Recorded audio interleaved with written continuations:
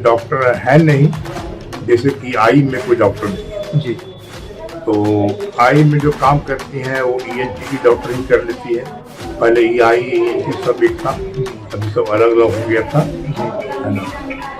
और surgery OPD हम देख नहीं पाए, और जाके देखें क्या है।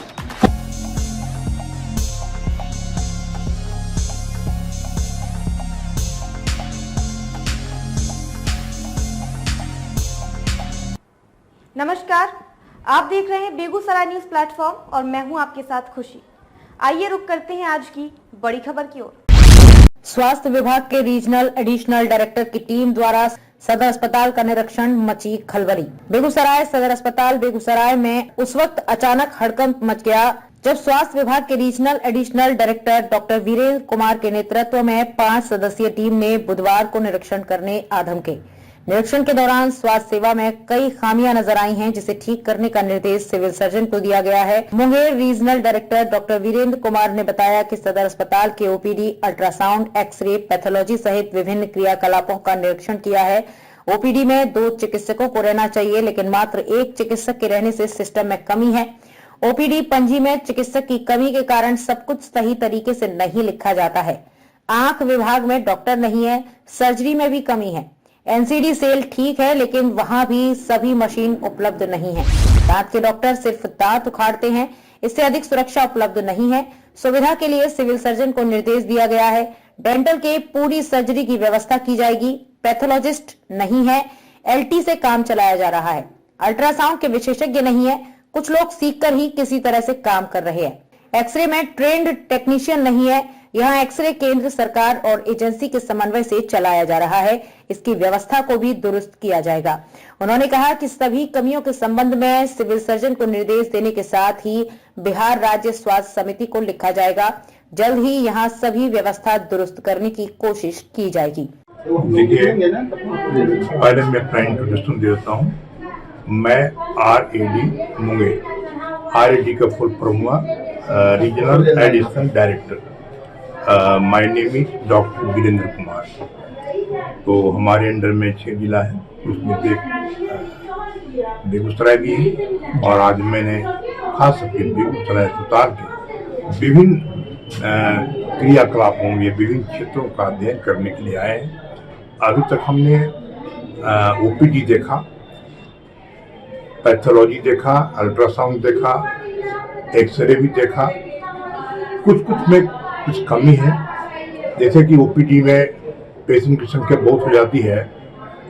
ऐसी परिस्थिति में हमें 2 डॉक्टर की जरूरत है, लेकिन यहाँ पर एक ही डॉक्टर हैं। इसके वजह से क्या हो जाता है कि उनके सिस्टम में कुछ कमी हो जाती है। जैसे रजिस्टर में serial number, daily serial number, registration number, patient का नाम, पता, एज, सेक्स और क्या डायग्नोसिस है, क्या बीमारी है और क्या दवा दिया, कितना दवा दिया, ये सारे चीज मेंशन होना चाहिए। लेकिन मैं देख रहा हूँ कि ये मेंशन नहीं हो रहा है।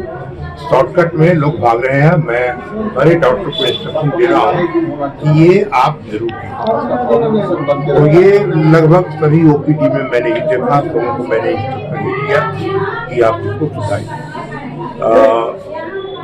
और कुछ में तो डॉक्टर है नहीं, जैसे कि आई में कोई डॉक्टर नहीं है जी।